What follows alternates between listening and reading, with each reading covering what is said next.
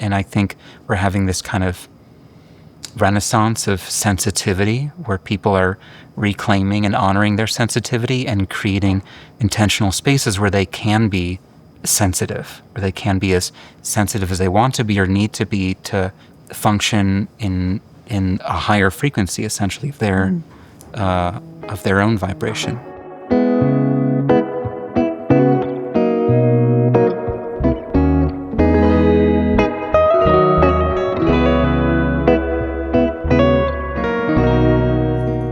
I'm Mira Aduda, and this is Into Healing, Austin Edition. In this Into Healing episode, we explore how our overstimulated world drowns out our natural rhythms and what it means to truly listen. Dr. Andrew Pollack, an integrative acupuncturist, reveals how tuning forks can be a gentler path to helping our bodies heal. If you support our mission of giving everyone a way into healing, please consider becoming a paying member through our Patreon. Your generosity will help bring more meaningful conversations to the world. Hi, Dr. Andrew. Hi, Mira. How are you? Great. How are you? I'm excited about you being here. Thank you. You're an acupuncturist, but you also bring in so many different modalities into your practice. And you also not only speak Japanese, but have a lot of Japanese healing modalities that you bring into your practice. So I would like to dive into all of that. Great. When I went to see you, it was the first time that I ever got exposed to tuning forks. And Cool. I want to start by, before we even get into what tuning forks are, there's this bigger question that's been kind of, I've been thinking about, and I feel it almost feels to me that the world around us, whether it's noise pollution, whether it's digital pollution, whether it's like is like either healing us, Yes. or creating, harming us, Yeah. right? So maybe talk to us about that, and I feel like ancient traditions, maybe indigenous traditions, knew about that a lot more than us in this like modern world. So I'd love for you to expand on that. Oh, great. Okay, great question. So, there's definitely, there's a lot of threads you could go with that as far as the intentionality behind creating healing or harming frequencies, and if that's, if whatever we've created collectively has had a harmful effect, if that's been like a FAFO phenomenon. What is FAFO? Around and find out. Excuse my language. Sorry. No, it's totally fine. We'll just It's bleep like, it. oops, I guess that was harmful. Sorry. Sorry, humanity. So, innocently, I think maybe that's what happened is we're trying to just advance, the technology of So quickly. frequency, and it ends up being harmful. Then we figure that out after and then try to make reparations or, course corrections. And I think that's kind of where a lot of the sound healing re-emerged as what was a more perhaps ancient modality or one of the oldest healing modalities that now has kind of made a comeback in light of all the research and experience people have had around the harm of certain frequencies, whether it's frequencies that we can't hear but we feel, such as certain electrical currents or certain like microwave frequencies, different vibrational frequencies in the home and workspaces that are just part of kind of the industrial experience that we're in,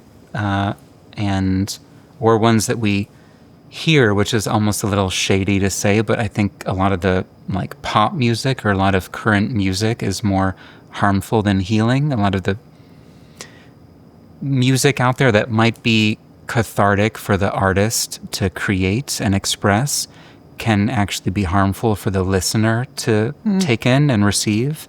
And that's perhaps a whole other conversation. But so I think in light of that, and in light of the sensitivity that I think a lot of people are reclaiming, I think people have had to kind of numb out and dissociate to be able to function in a world of so many jarring frequencies. And I think we're having this kind of renaissance of sensitivity where people are reclaiming and honoring their sensitivity and creating intentional spaces where they can be sensitive, where they can be as sensitive as they want to be or need to be to function in a higher frequency, essentially, of their own vibration. So, So how do these harmful, because you said a lot of them we don't even hear. Yeah. Obviously, honking we'll hear, Right. right? But there's Right. a lot of them that we don't hear. How do they manifest? You see patients every day. Like, how do they manifest? What kind of symptoms manifest from harmful frequencies, from harmful sounds that maybe we don't even hear? So harmful frequencies, I see that showing up in the clinic as insomnia. I see it showing up as different kinds of sleep disorders, digestive disorders, and often headaches. And sometimes it shows up as cardiac conditions, arrhythmias, or rapid heart rate, or someone feeling their heart pounding, different kind of heart conditions. The heart has its own kind of electrical frequency and electrical field, and how our hearts interface with and are affected by certain technologies can cause various, signal disruptions. And so that can be something that people re-regulate through different therapies, through sound therapies and acupuncture or earthing, or many, things that just bring people back to organic frequencies and away from synthetic frequencies. So in general, I see harmful frequencies as creating excess stimulation in the body. Excess stimulation often looks like heat symptoms from a Chinese medicine perspective. So with heat symptoms, we see conditions that rise, which I would then, to translate into another mode, in Japanese acupuncture, we call that nobose. So nobose are like yang rising conditions where something that should ground or should be a quick moving transformative process, whether of the digestion or lymphatic system, it persists, kind of like sympathetic nervous system activity that should toggle over into parasympathetic nervous system activity, but instead stays sympathetic. So something persists. You stay activated, you stay stimulated. It persists instead of naturally shutting off or gradually down regulating and downshifting into a relaxation mode. So we see just as in a room, heat rises, we see kind of headaches, insomnia. Again, like with insomnia, it's a rhythm. You can't shut down. You can't just kind of drop in to the body. You're stimulated, you're up.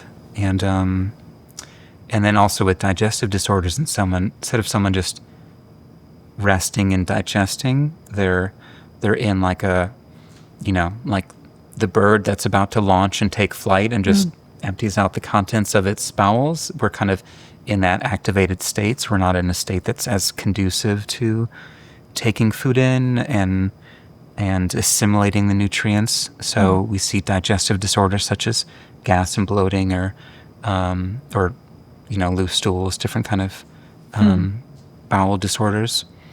How do you know, when somebody comes in with these different issues that they're wrestling with, how do you know that they're associated with, or they came from, harmful sound frequencies, right? Like, how can you, I guess maybe it's something you study, but right. How do you know that it's linked to that, not to something else maybe in their life? And I probably won't know for sure, and that's part of the little room for productive doubt that I have to leave in my mind. Is just, as a healer in general, we have to know something. We have to say, this is what I know the diagnosis to be. You have to be, I think, at least 85 to 90% sure, but you don't want to be 100% sure, because that doesn't leave enough room for other curiosities to come in. And that's maybe just a general line of thinking. But so I won't know for sure, but I can gather from the person's occupation and from how they are in the world and from their reported, or what I suspect is underreported, cell phone or device usage.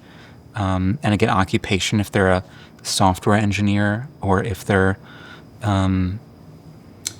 in some kind of field where they're working a lot with vehicles, with electric vehicles. Like I've worked with someone who specifically repairs electric vehicles, works with electric vehicles all day. So a lot of electricity there.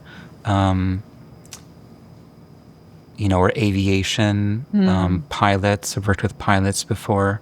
And so just being in that kind of vehicle, then being in airports. Probably somebody who travels a lot. Or someone who travels a lot. So I kind of try to infer based on their daily activities and lifestyle and occupation that they might be exposed to a lot of harmful frequencies versus someone who's like, oh, I'm a homesteader. I live,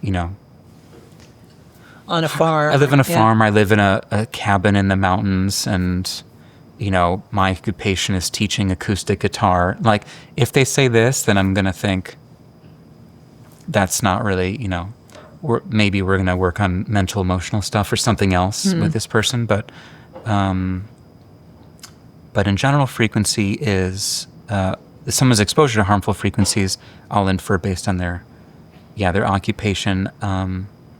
And their lifestyle. Often people present with several things, and they don't really land in one specific condition, so we can't pigeonhole them as being this is an insomnia person, or this is a digestive person. There's kind of a constellation of symptoms, and we have to almost then step out of or step back from the whole system or symptom constellation and say, what's really going on? Because if we listen too much, and that's of course is a whole dance in general with diagnosis and with being a practitioner, how do we take in what they're saying and really listen to someone, but also not pathologize or just cater to what they're asking, but actually listen to their body. And sometimes the person won't speak from a place of their body, they'll speak from their mind and what they think is going on, or what WebMD said might probably be going on, and they're kind of speaking from that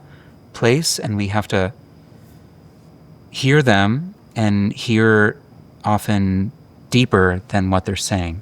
My background before I did acupuncture, my background was in bodywork, in shiatsu, and kind of a range of different massage modalities. And I would sometimes find what's great about massage and bodywork is you don't have to just diagnose. You're kind of diagnosing as you go. You're kind of just scanning, feeling, working in an area, and then as you go over a certain part of the body, you're like, oh, there's something here. And then you kind of narrow down from there.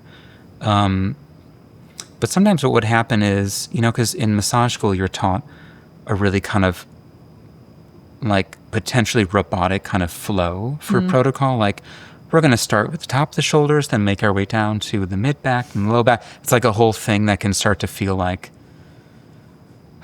you're a waiter at Denny's just following the script. And I'm like, this is not the vibe. I need something more organic, something more like, what does this person's body actually need? And how do I stay fully present and interested and not feel like I'm just doing a protocol from a sheet that I read, 7 years ago.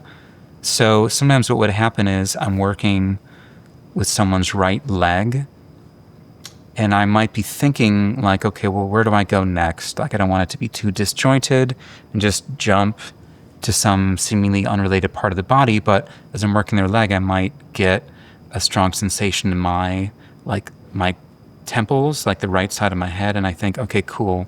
We got to connect this. So that's maybe the next place to go. So I'll kind of do some kind of transition from the leg to the head and then start doing some scalp work. So I think that started the empathic information during a session began with my massage work. And then it's become, the more I got into acupuncture, and it narrowed down from like the right shoulder or a certain, the trapezius muscle, it narrowed down to like this point, lung 9, or some specific point that I would feel on my body and then apply that to their treatment. That's fascinating. It's very much, it's like you're tapping into not just energy, but you're also tapping into your intuition, right? And you're kind of connecting the two. which is really powerful. Tell me how you refine that. How do you refine kind of tapping into your intuition? Because I feel like there's so much power there, and somebody who actually does that for a living must have some tricks It's a great, for how we tap into our intuition more. I think one of the first things for me that I remember is when you use your intuition in service of helping another, that makes it so clean. It makes it so pure that it disperses any kind of egoic, like I'm doing this to win the lottery, or I'm doing this to impress someone, or do a parlor trick at a party. It like disperses the clutter of any egoic intention, and it makes it really purely in service of someone. And I think that is the main portal for me to access intuition. That in a way, when I'm not in a clinical setting, sometimes it feels like my intuition is like thousands of miles away. And maybe I don't need it, although sometimes I would like to have access to it at all times. But I feel like it gets really acute when I'm in a clinical setting. And especially when I'm not even trying to access it. I'm just listening. Someone's there, and I'm thinking like, this is their case. This is what we've been working on. These are the herbs I prescribed. These are the points I did. And how's that going? And how are you doing? I'm just thinking about things. And I'm not expecting it. I'm not even necessarily invoking it or calling upon it. It just shows up, especially through my body, through an empathic resonance with the patient. And so not trying is one thing. And I find for me, being a little playful or a little silly also really helps. If I'm too serious, and if it feels too heavy or too like, if I don't intuit this thing, then like, grave consequences will result. I can't be in that mindset. It has to be kind of light and free and open-ended. Interesting. Yeah. So everything in life moves to certain frequencies, right? Like there's an intelligence in nature and life that moves to a certain frequency. Can you speak to a little bit? Like I want to kind of get into the healing, and we'll get into tuning forks, but how do we remember this like innate intelligence frequency of life?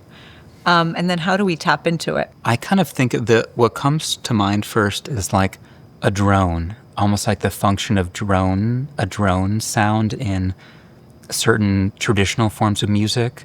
How there'll just be like a drone, a single note that helps someone maybe keep the key, or it just kind of entrains them into that key or that frequency. And so sometimes the drone in a more complex form will be the playlist I have, like just the music in the background that will be a certain, kind of high frequency or relaxation music, very intentional music kind of playlist.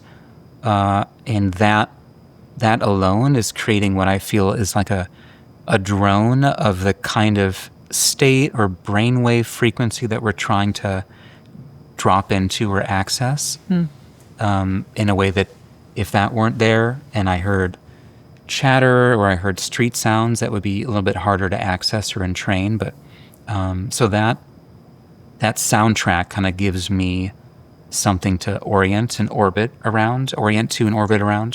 I think of frequency as an energetic signature that defines uniqueness. And I think that's very poignant to just life in general, where we're learning how to individuate. We're learning who we are, what is our signature frequency, our unique stamp in the universe. That's, despite all of our influences and our mentors and our idols and our teachers and all these people we've tried to emulate to step more fully into what we're trying to become, who are we truly?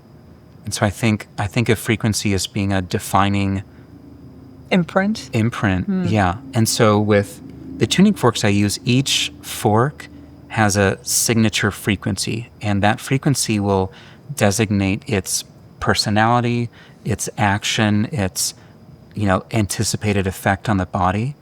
And I think similarly, every person, every life form has a signature frequency. But I think when I translate that to music and I think about complex organic life forms, it's probably more like a chord or a symphony, or it's an ambulating frequency. It's maybe a key. It's probably more than just a single note.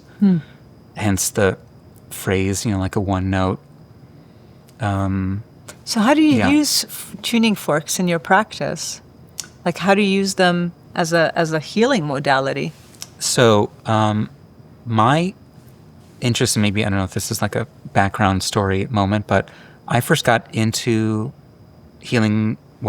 into tuning forks and using tuning forks in a healing way, because of course tuning forks could be used and were used more so to diagnose instruments and bones, right? Huh. They would be used to diagnose a fracture, if, struck upon the bone, and based on the response. It's like either hollow or not hollow, or if there's like a full integrity of the bone versus a structural lack of integrity, I think there'd be a response there from the tuning fork. And then of course with instruments, with like tuning a piano, there will be a certain kind of tuning fork that they'll tune maybe one note to, like the A, the central A on the piano, and then tune all the other notes relative to that A. So that's, I think, more the functional, occupational way in which tuning forks have been used and are still used. But you literally put them on the body, on right? the body, yeah. But when I use them in my practice, and part of why I got into them was I was living in California at the time, and I was, California has a whole different set of procedures and processes for getting licensed in acupuncture. They have a different, they have their own board and their own board exam, and just additional hoops and hurdles to overcome. And so I was looking for, I was already licensed in Colorado, and I was looking for just a way to continue doing some healing work without acupuncture that kind of used the knowledge I have, but allowed me to, to practice. Yeah. And tuning forks essentially can be used in place of, they can be a whole kind of substitute for acupuncture, because they can go right on the body, right where a needle would go, and can stimulate a point just as much as, if not deeper, than the needle will, without having to insert or break the skin, which is where you need, certain licensing and regulations, understandably. And so, so I got into that in California. That was about 6 years ago. And it just so happened, or of course, as things don't just so happen, but are meant to be, that the area I was living in is where some, elder teachers were living and offering classes. And so I did a whole certification series. And as you've seen from the wall of forks that I had at the last clinic space I was in, I'm a bit of I prefer to say collector. I feel like to say hoarder is like a stigmatized term. I wouldn't call myself a hoarder, but once you know that there's like, oh, this fork comes in 3 octaves, or this one comes in 5 octaves, and you can also get chimes, or you can get bowls, or you can get gongs. It's like I'm like fighting the urge to like get all of it, or it'd be like, okay, let me discern what I actually need. So what I got was all the tools that I actually needed to essentially substitute for needles in a specific capacity as acupressure or acupoint stimulation, or of course to supplement with needles. So I was like, all right, I'm not going to get the chimes, I'm not going to get the gongs or the bowls or all the other things, but so I got to satiate the collector within, and also kind of exert a little bit of discipline to not break the budget. But how does tuning fork therapy work on a vibrational level to bring the body into alignment, to help it heal itself? I'd love to know. It's a great question. So you can think of, I guess I would go back to the idea of entrainment. And maybe explain what entrainment means for people who don't know. So to entrain is to essentially help facilitate a co-regulatory resonance with, between either self and other, or between an object and the intended recipient. So usually, I first learned that term in the context of craniosacral therapy, where you're trying to embody a certain frequency or embody a certain state of depth within yourself, depth and stillness, and that when you embody that state and you're holding someone's occiput or their sacrum, then their body and their frequency will entrain or kind of co-resonate and co-regulate with you while you're embodying that state. So, and I wonder, well, now the linguist in me is like, train. I have this image of like the caboose and all the like cars and how they like link up with each other, and you kind of get them all to go on the same track. Maybe that's kind of the thought behind using that word, but so in one sense, we're kind of intending to produce a kind of alignment or configuration. We're seeing perhaps that in their body, this one. So again, from a Chinese medicine or Japanese medicine perspective, we're seeing, okay, this organ is overactive, this one is underactive.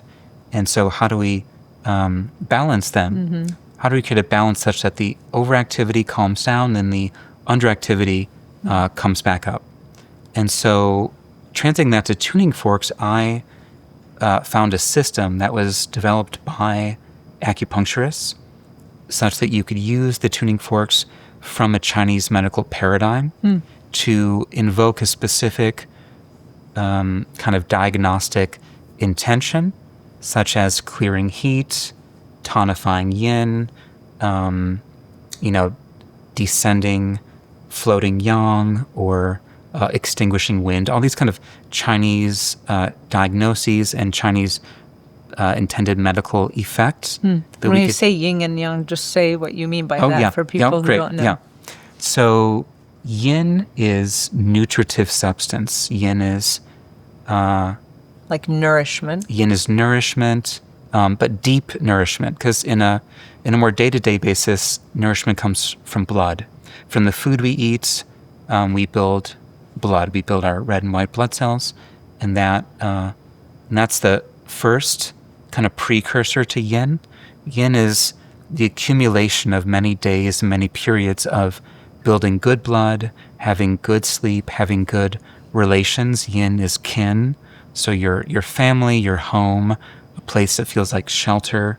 All those things are kind of factors for and metaphors of yin. And it can also be the foods you eat. So more yin foods are like avocado, coconut, broths, soups, kind of hearty, nourishing foods. Whereas yang is is dynamic movement, it's transformation, it's fire, it's it's circulatory capacity, it's metabolism. Yang is the force that moves things along and makes sure that things are kind of going, that someone has their ambition, their motivation, their drive, their fire. Yeah. And when you say wind, is that movement? Is that wind is chaotic movement. Oh. Wind is chaos. Wind is like, wind is like too many things are happening and you can't enjoy them all at once. It's wind is like feeling overwhelmed. Wind is not knowing who you are or what you want or what's happening to you. It's this sense of you not feeling like you're in the driver's seat of your life. I think all those things are, wind is a metaphor for all those things. Yeah, so the tuning forks start to bring all these things into balance. Into balance, yeah. Okay. So we can use specific tuning fork frequencies to clear heat, so to lower inflammation levels in someone's body, or to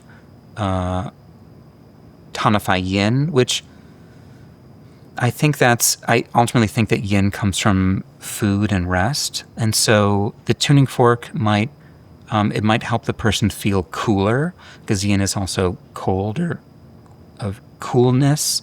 Yang is heat or fire. So a fork that tonifies yin might help someone who's like running hot feel a little bit more comfortable in their body. But ultimately they'll have to kind of do that for themselves with food and good sleep hygiene. And I use the forks to essentially, in a very kind of Chinese medical paradigm, to kind of bring about specific intended outcomes that will bring the person more into balance. And So it's almost like you're using the body as like an instrument that you're playing, right? Yes. Yeah. Huh. So To create a song or a harmonious thing that kind of, where all the cells, I guess, all our cells are vibrating, right? and we're wanting them to sing, sing on key, and sing joyfully and With vitality. and radiate. Yeah. Yeah. And I bet that also when you have certain either pains or you have certain maybe energies that are stuck, it kind of moves through that, right? Or unlocks or lets things kind of move out of the body, right? It's kind of like how dolphins use echolocation. It's a frequency that's not only heard, that not only communicates, but it's also like a penetrating frequency. It's a frequency that moves through layers, it moves through tissue, and it has an effect on, breaking up obstructions, breaking up, adhesions, or breaking up stuck energy clusters in the body. So the sound, what's cool about the sound in the tuning forks is that the sound waves will move through an area intelligently by me just placing them there. Whereas with the needle, when you're doing needle techniques, we'll have to do really specific kind of needle manipulation techniques, like kind of a lifting and thrusting technique, or a rotating technique, or a flicking technique. There's certain techniques that will accelerate and potentiate the action of the body, the action of the needle after it's been inserted, to then To have a greater effect. to stimulate to really the body. break through something that's stuck. Whereas the tuning forks is often used Two. will Do that maybe a bit more. It's almost like it's automated.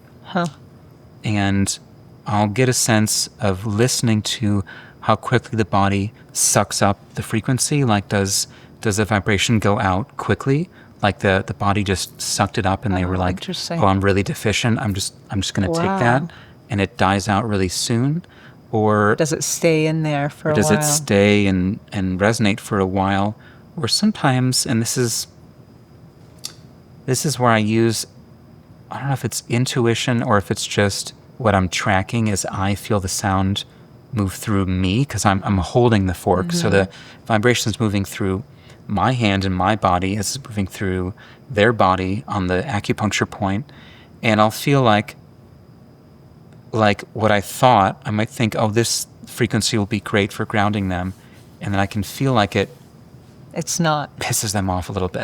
It's irritating to them, and they're like I'll get almost like feedback from the point, like it's like, and it creates a little disturbance in the field. And then I think, okay, cool, that's giving me information as to what the next pair of forks should be. If it should be a more dispersing pair or a more tonifying pair, it gives me information as to how to proceed, based on how they take in the sound or almost push it away. Interesting. In a way that I think similarly with a needle, with acupuncture, sometimes you'll put a point in, the person's like, oh, that felt so good. And you just feel like you see their body almost pulls the needle in deeper.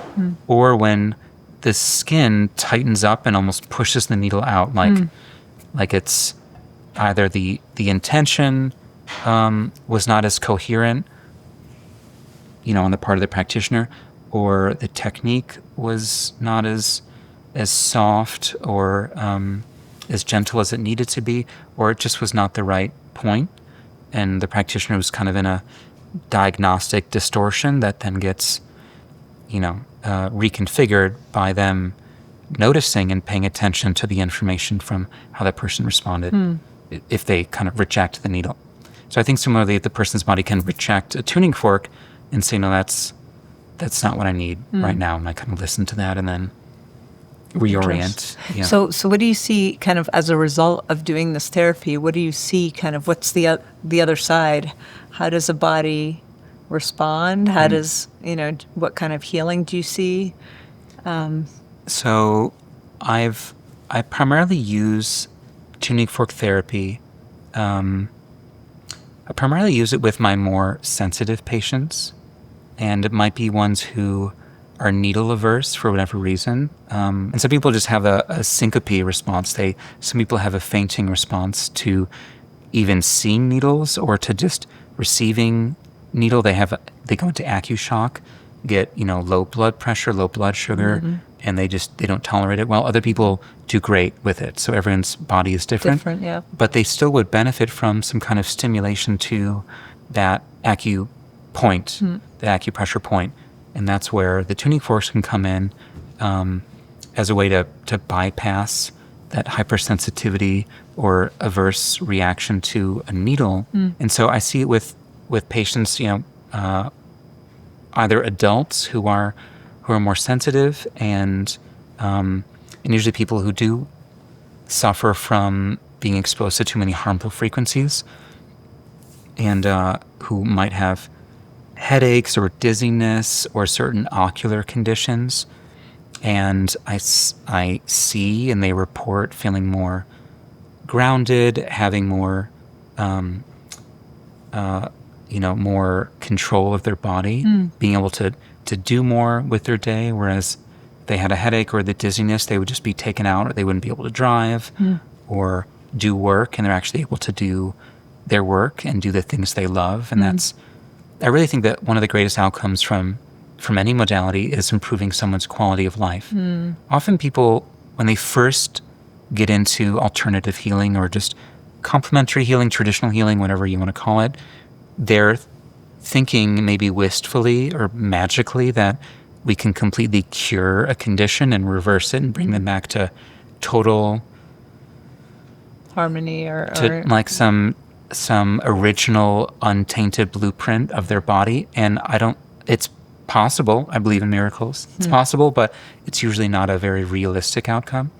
What's usually more realistic is that the person can experience a greater quality of life and a greater capacity to do what they love and greater function in doing what they love. And so that is something I consistently see with the tuning forks. But then it's also great for working with children because you could needle children, I think, especially if they grow up in a culture like in East Asia where it's a lot more just part of life. Yeah. It's part of life. But in this culture where kids may associate needles with hospitals and painful doctor's visits, that's it's something that would cause more harm than benefit. And so it's a way for me to access and work with the body that is also playful, because they look, kids want play. And it's like makes music, right? Makes music, and often they're colorful and they're all different sizes and shapes. So it's just like a whole, it's like I have a bunch of toys. And so that's fun. And I could please give a show little us. demo. Yeah. So I'm gonna set myself up with my handy little Accuvator. This is actually a unique set. This comes from a different system. This was developed specifically by a teacher that I worked with directly, and who who actually passed away last October, and his name is Ron Laplace, and I got to work with him from 2007 till pretty much last year till he transitioned to the next plane of his existence, and he was really instrumental, pun intended, in creating this system for working with tuning forks via the Fibonacci sequence. So this one is an ascending Fibonacci sequence, starting with this home frequency being in the frequency of Cheroklo, which is another unique invention, and his unique contribution to this medicine was bringing in Cheroklo, which many people don't know, but was the wife of Chiron in Greek mythology. So we get this kind of more feminine archetype of working with wounds and with deep-level healing. We think of Chiron as the wounded healer, and this kind of masculine archetype of almost, it kind of gives me the vibe of like cold plunge therapy, like, just do it. It's kind of like, it kind of has like an intensity, like a warrior kind of quality to it, whereas Cheroklo is a softer, more nurturing, reassuring, hold your ponytail back while you puke kind of energy, which is really nice when someone's in a cathartic moment and they've kind of just done the warrior thing. They're a little warriored out and they just need some softness and some gentleness. So this is a Fibonacci sequence, numerical sequence, starting with this base frequency in Cheroklo at 69.21 hertz. And then it goes up via the Fibonacci sequence, which is where this number, for example, the third number in the sequence is generated by adding the first and the second number together. Fourth number is generated by adding the second and third, and so on. And so what this does for the body is it mimics, or it reminds the body of a generative or regenerative process that we see in nature, as we see the Fibonacci sequence expressed as the proliferation of leaves on a tree, or scales on an animal's body, and how it produces and reproduces. So how do you use it on the body? I'm starting to fatigue, so I'm just going to place this down. How do you use it on the body? So let's say I just take this one, and in this... And you usually use all of them when you're doing a treatment? For this treatment and this protocol, we use 2 at a time, and we generally move up from the lowest frequency up to the highest, and we finish with the highest one, and we place it on specific acupuncture points in a kind of choreographed sequence. So what I would do is, for example, use the first one and the second one, and I'll strike them here. And can even just get a little demo of what that sounds like.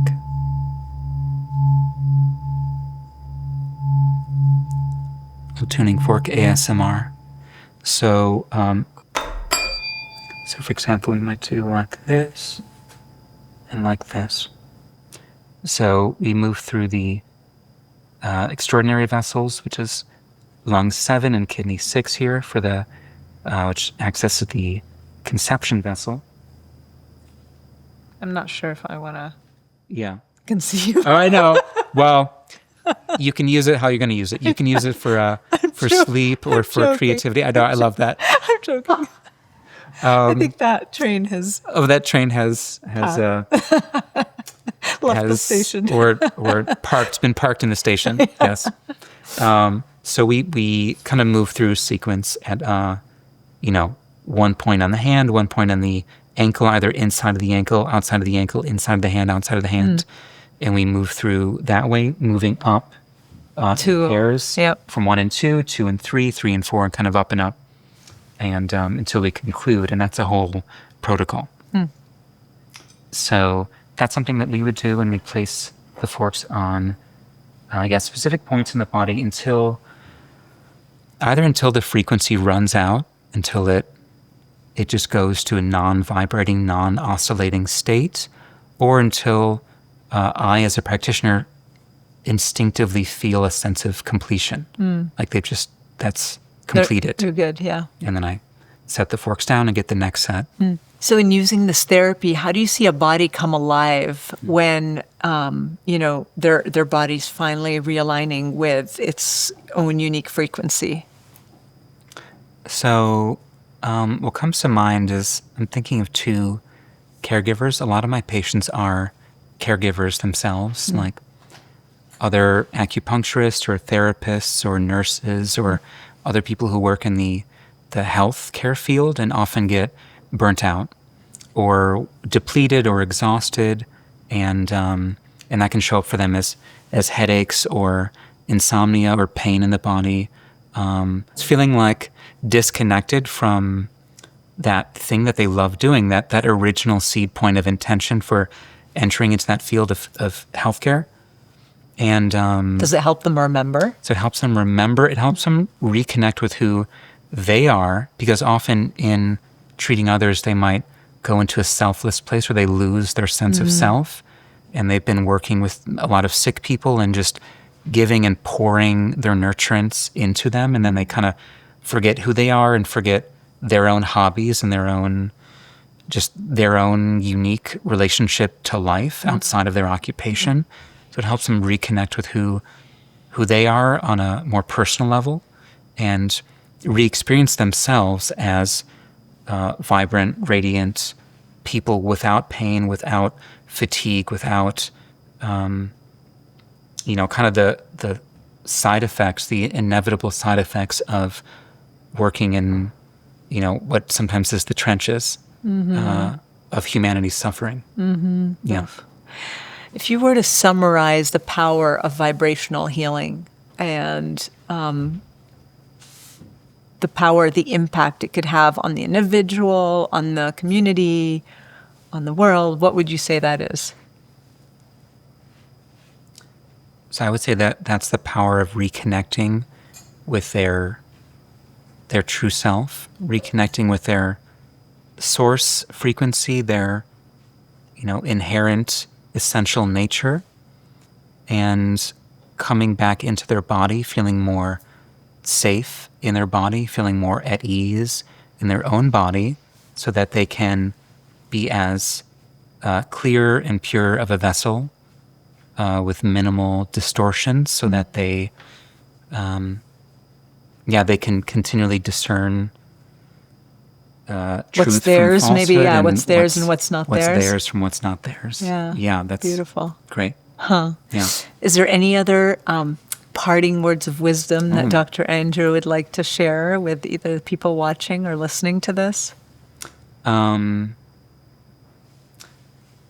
guess what comes to mind in like a frequency sense is, for people to to honor their sensitivity to frequency. So whether that's, the volume of their music or the content on the playlist, and if, they are, maybe they kind of externalize or outsource their playlist to someone else to just make for them, like on all the different streaming platforms.